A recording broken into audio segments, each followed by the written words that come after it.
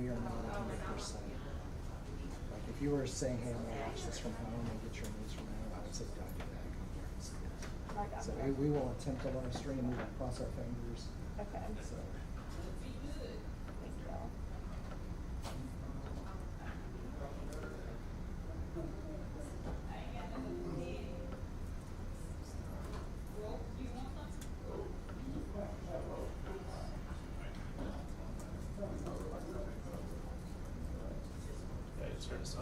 I'm up on the age of 12 as school board meeting.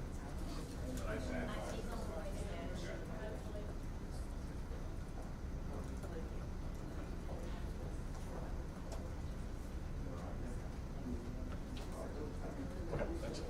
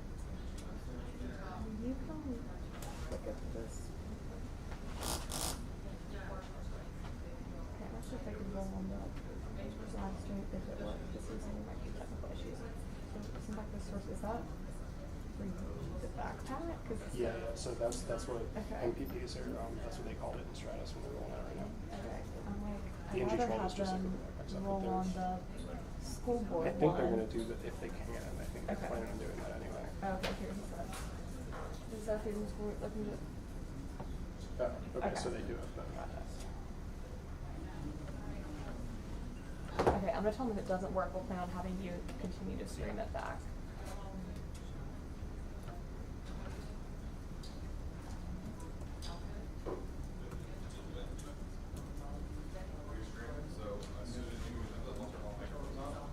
So do you still stream it even if they're on the other one?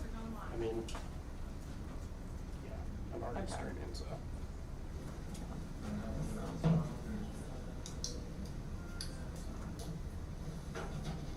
Chair Wallman, could we please have a moment? Yes, absolutely. Let me know when you're ready.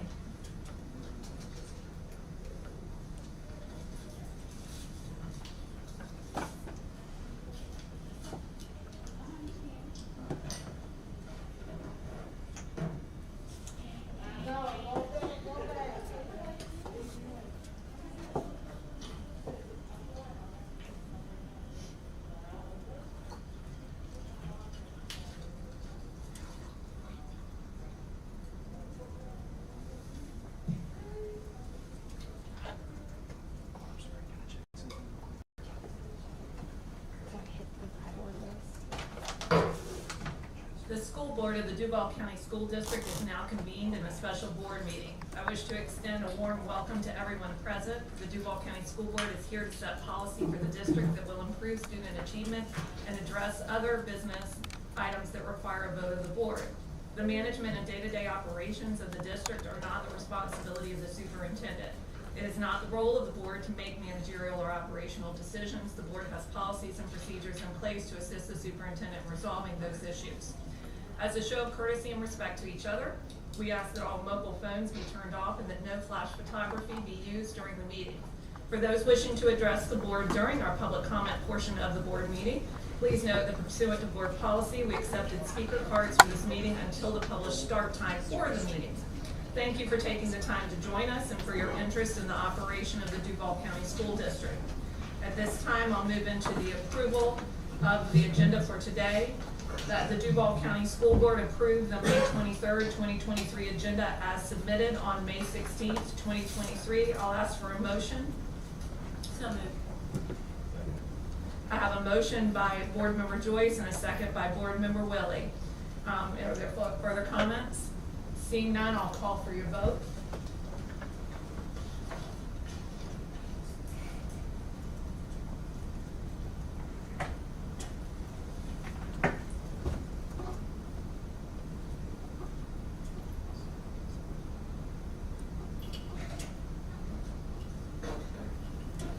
I'm gonna give admin time for a second, or not.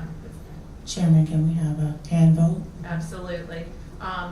If you would signal if you're, for approval of that item, if you would signal with a hand vote at this time. It passes 7-0, it's unanimous. So we have approved the agenda item. We are now on to the public comments portion of our agenda. The school board welcomes your comments on matters that are before the board for consideration. It is not the board's intent to respond to these items, but to use these as input in our deliberations. To give everyone appropriate respect and courtesy, we ask the audience to refrain from audible comments or applause. When you come to the microphone, please state your name for the record. The board will allocate time for public comment based on the number of speakers who have filled out speaker cards prior to the designated time. If 1 to 20 speakers have signed up to speak, each will be allotted three minutes. If 21 to 40 speakers have signed up to speak, each will be allotted 2 minutes. And if 41 or more speakers have signed up to speak, each will be allotted 1 minute. Today we have one speaker, and so that person will be allotted 3 minutes to speak. If your concerns exceed that time, you may always present written comments to the board. You can do so by giving them to Mr. Poole, our general counsel, at the end of the dais. Board policy provides for an orderly and efficient meeting without disruption by words or actions. You are asked to refrain from references to specific individuals and to follow expectations for civil discourse. We have placed hand sanitizer and disinfectant wipes at the podium, and we ask that each speaker wipe down the podium before you address the board. Please remember that speaker cards were only accepted until the published start time for the meeting. And as always, thank you for taking the time to address the board. I'll turn it over to Vice Chair Pearson for our public comments. Our one and only speaker is Mr. Nelson McCoy.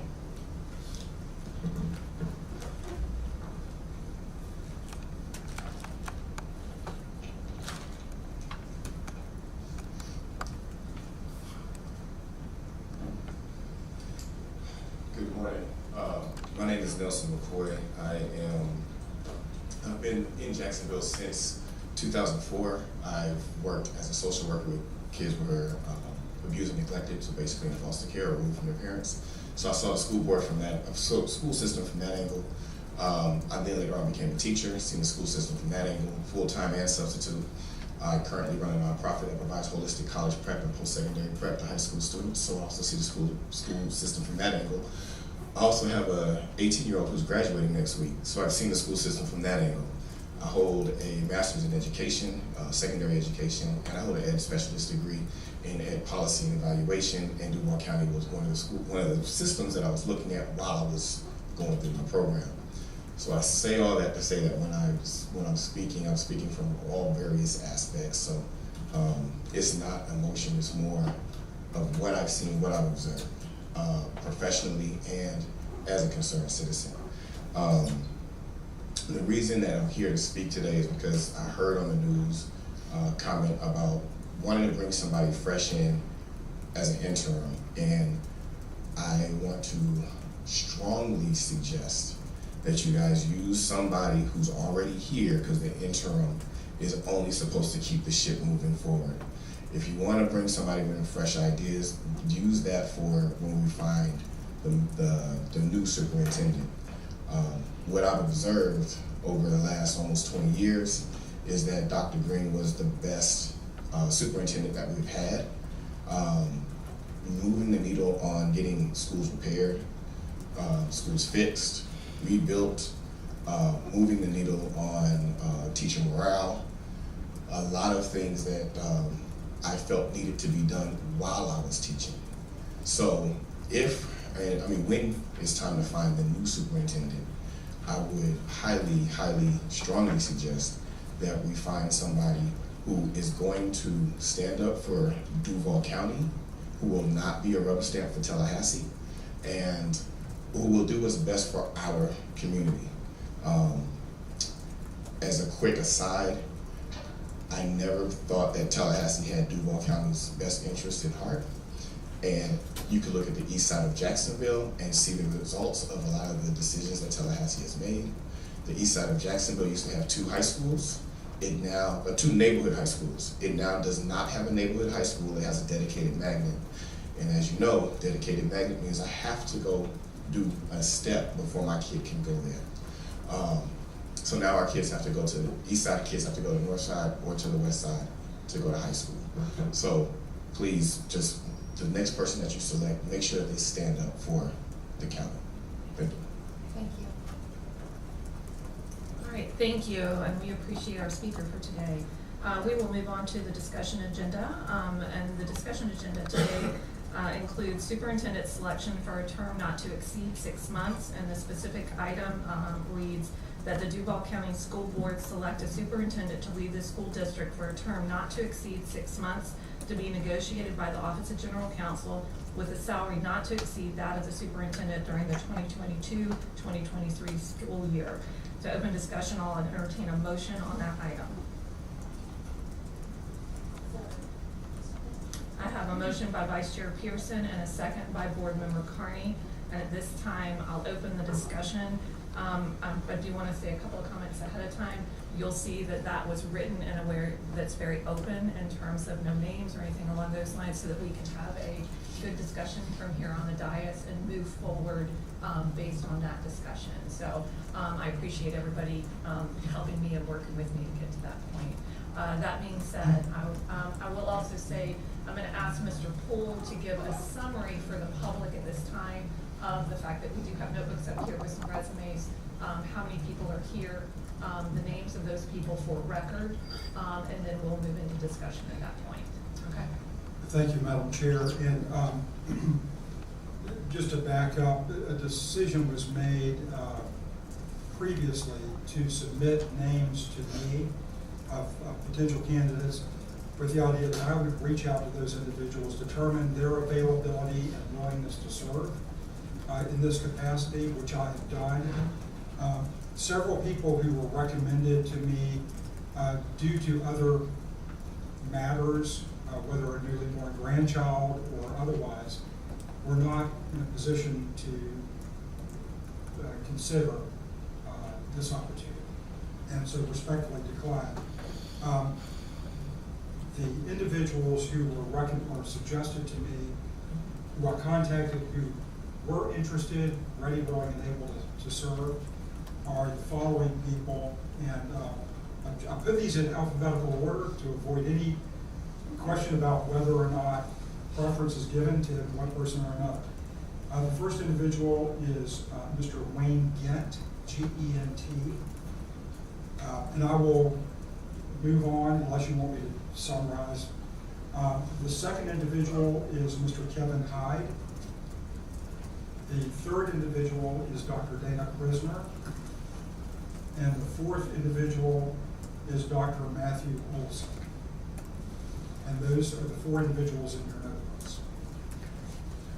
Thank you. And I will say for the public, in the past when this has been done, the names were done from the floor. This time we did do names ahead of time so that the General Counsel's office could get us resumes ahead of time so that people could get up to speed on who these candidates were before we came in the room this morning. So we're a little ahead of where we have been in the past as a board, which is good. So that being said, I am going to open it up for discussion at this point, and we'll move from there. Board Member Jones. Thank you, Madam Chair. I have looked over the names, and you have some impressive candidates here. Certainly, the one name that stands out to me is Dr. Krisner. Not only her experience, availability, her knowledge of this district, but she's been here. She, you name it, she's done it. Principal of the year. I mean, she's done a lot for this district. She cares about the district. She has that working knowledge. As many people have spoken, we need someone to continue the work that Dr. Greene has started, and to make sure that you have graduations this week and next week. You're hiring teachers, you're appointing principals, you're getting ready for the next school year off the bat. So we, in my opinion, we need to move forward as quickly as possible. Someone who can hit the ground running. And I think Dr. Krisner is already running on the ground now as we speak. Thank you. Thank you. Other discussion? Board Member Hershey.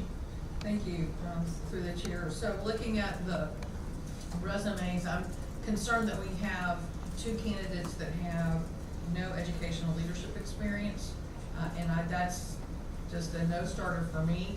And if there's other conversation around that, open to hearing it.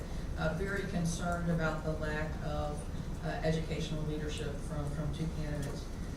There is one candidate, however, who would be new to the district, who does have exceptional leadership experience.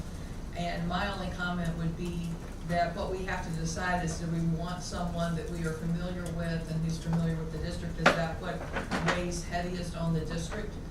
Or are we looking at bringing in someone who is a qualified leader, who has experience in large urban districts, already serving as a superintendent?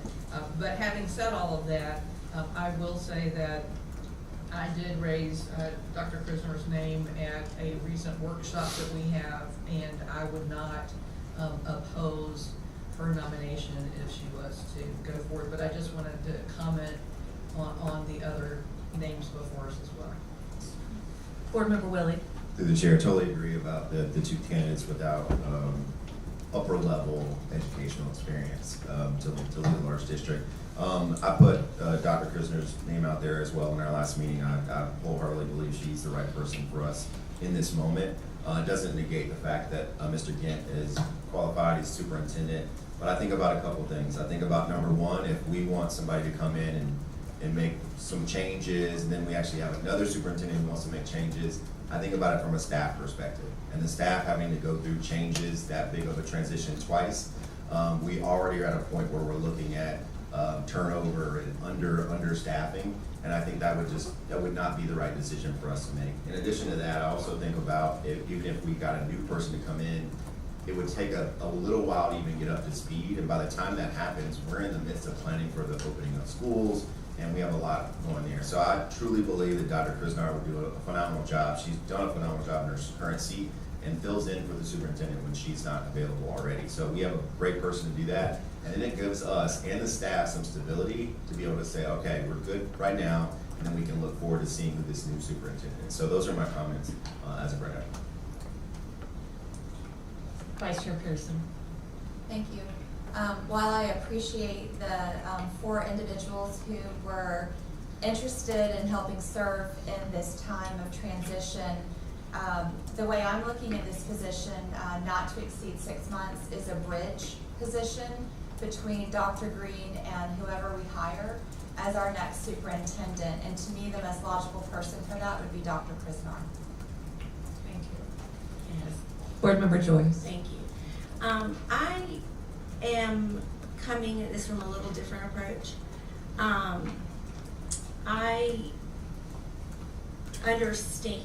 I understand we have 4 candidates. We have one that has exceptional experience out of this district, brings a great resume. And Dr. Krisnar has done a fabulous job of being deputy superintendent. My concern is that there are 2 aspects of this bridge, I guess, the next 6 months for me. There's the aspect of keeping us academically where we need to be, opening schools. You know, we do have Dr. Krisnar that has that experience. I think with the team that we have, they've opened schools many times, that they're very knowledgeable about how that work goes.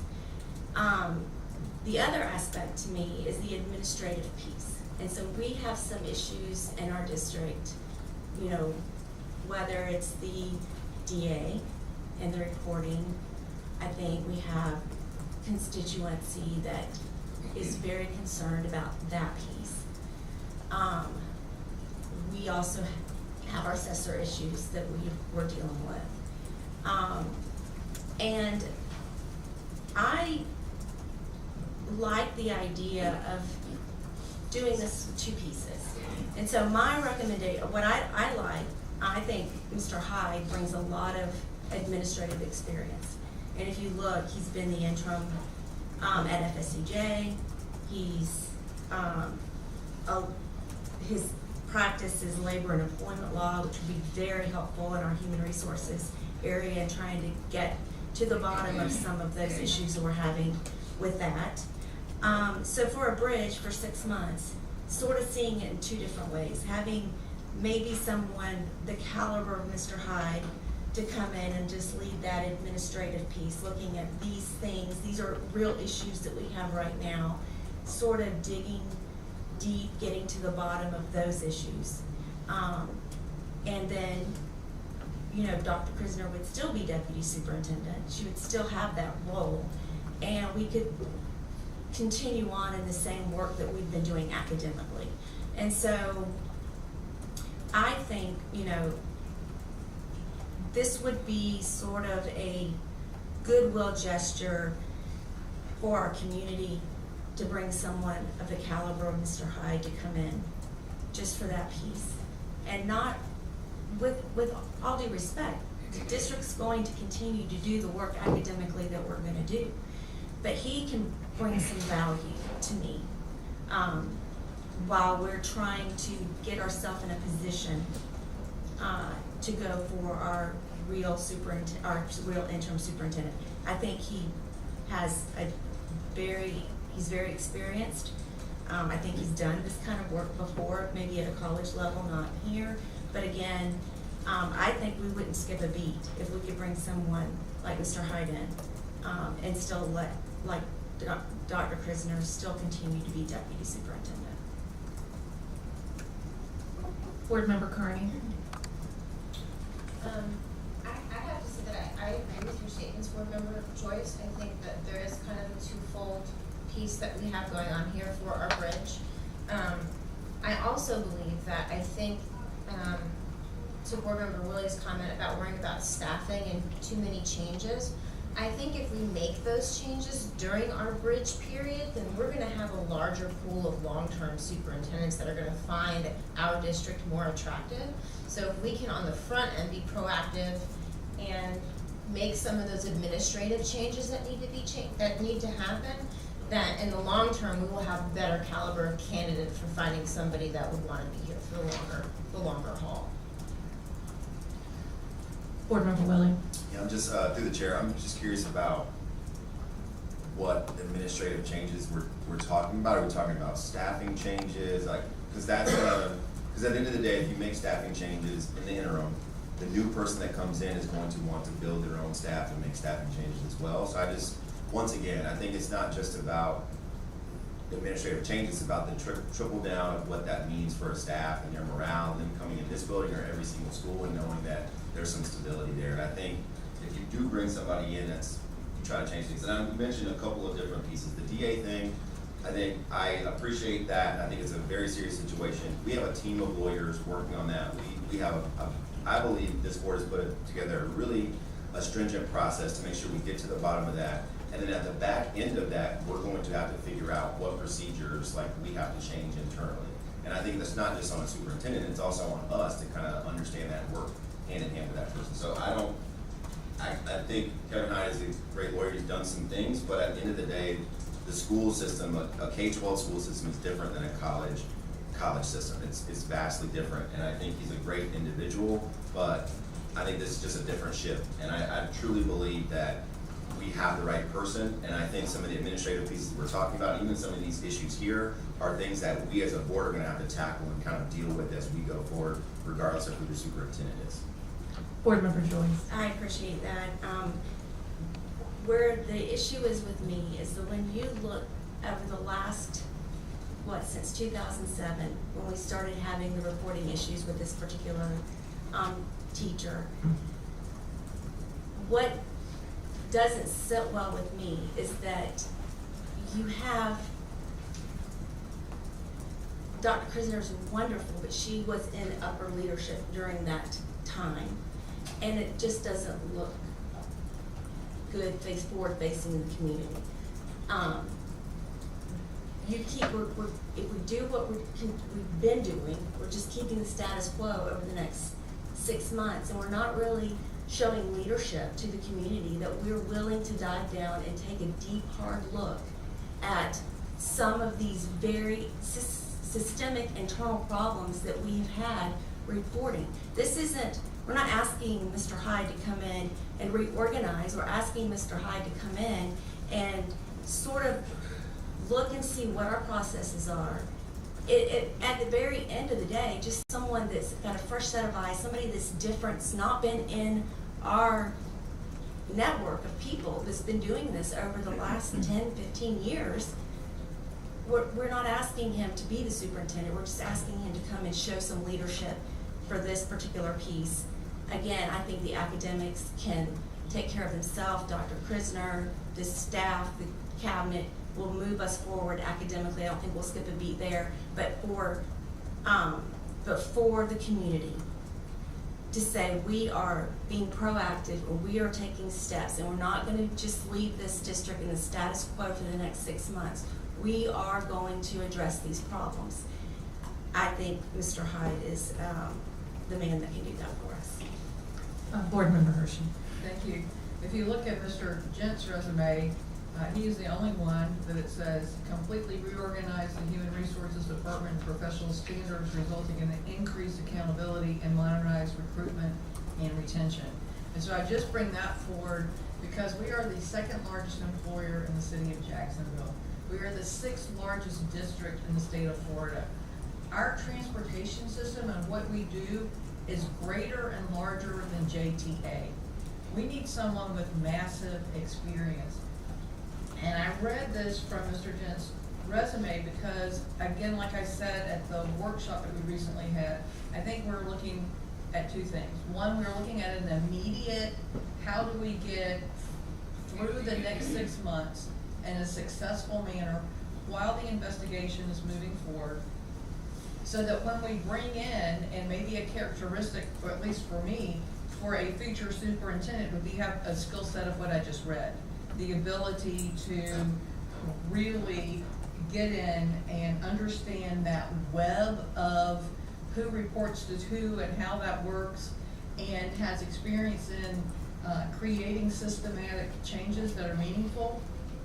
So again, I'm just gonna say, I think there's kind of two conversations. There's what do we need immediately, and then what are we looking for? And if I recall correctly, Chair Coker, we are supposed to have a meeting sometime in June to identify characteristics of the type of search that we would do. So I'm just gonna go back to, I believe Board Member Jones put Dr. Krisner's name on the table, and it sounds to me like there is the support for that. I would like for us to, we can continue the conversation, but I would like for us to make a decision.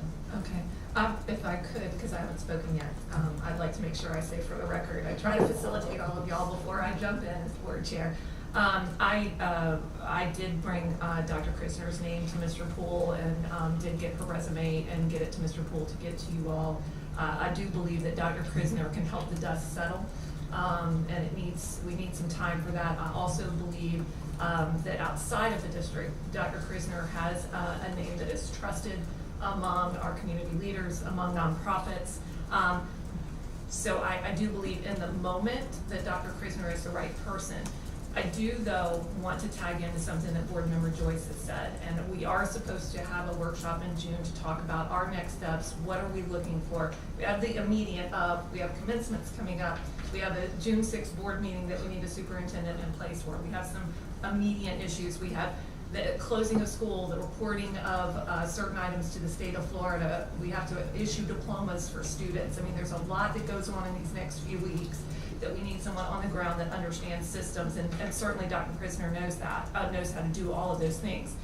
To Board Member Joyce's item, I would like to, when we have that meeting in June, talk about the possibility of us determining whether we as a board want to identify a special position of some sort or something along those lines to spearhead certain items that are critical items for us moving forward in terms of the Douglas Anderson investigation, the grand jury report, continuing to monitor, have we done everything there, professional standards issues, the assessor reporting, and also there are some items with our police force as well. And today's not the day for me to bring any of those items forward, but I do wonder if there's some blend that might happen in the long run. But I do believe Dr. Krisner is the right person for this moment in terms of the immediacy. With that being said, I'll open the floor back up. Vice Chair Pearson? I'd like to call the question to vote on Dr. Krisner being our superintendent, not to exceed 6 months. Mr. Poole, my question would be, should she amend this, or can we move forward with just what she's done? Let me make sure I'm clear on what is being asked. If it is a motion to amend, right now we have a pending motion that has been seconded to name someone, without identifying, name someone as superintendent for up to the next 6 months. And so the question is whether you're calling the question that motion sort of generic, or if you're moving to amend that by naming a candidate. I would move to amend to replace someone with Dr. Dana Krisner. I would second that motion.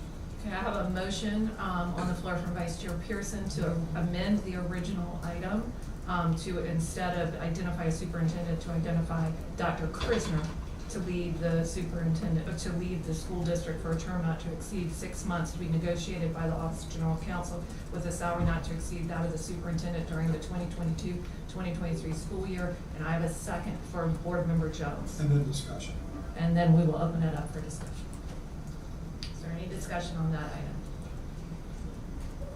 All right, seeing none, I will call for your vote, or admin hand vote. At this time, I'd like a hand vote, if you will raise your hand, or let me go around, if you'll signal by affirmative, aye, if you agree with the amended item, or nay if you don't. And I'll start with Board Member Jones and work our way around so you can, everybody can independently register their vote. Board Member Jones. Aye. Board Member Carney. Nay. Vice Chair Pearson. Aye. I register as an aye. Aye. Aye. Nay. Okay, that motion carries 5-2, so at this point, we have identified Dr. Dana Krisner to lead the school district for a term not to exceed 6 months to be negotiated by the Office of General Counsel with a salary not to exceed that of the superintendent during the 2022-2023 school year. I will remind the board that we do have further discussion on superintendent in June as referenced by Board Member Hershey, so we'll be able to continue some of our dialogue. At this time then, that the Duval County School Board move to adjourn. One moment, please.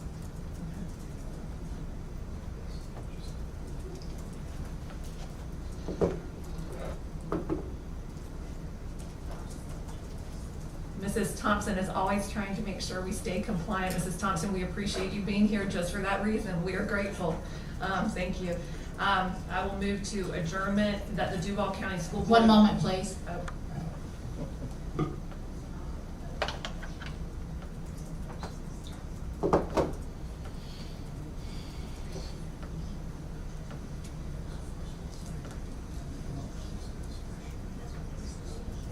Nobody, there was no discussion.